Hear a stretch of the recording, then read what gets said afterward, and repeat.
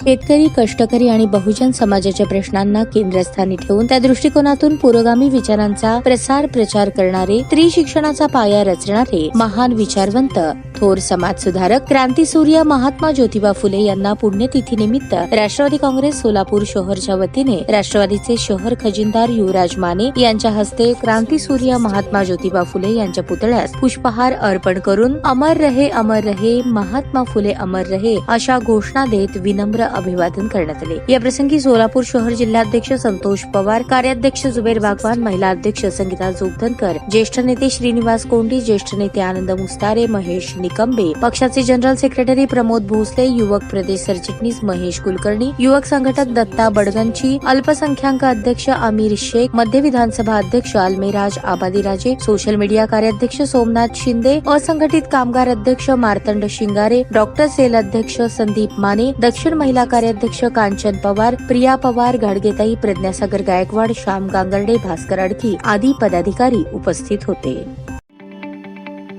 ताज्या बातम्या पाहण्यासाठी प्राईम महाराष्ट्र न्यूज चॅनलला सबस्क्राईब करा।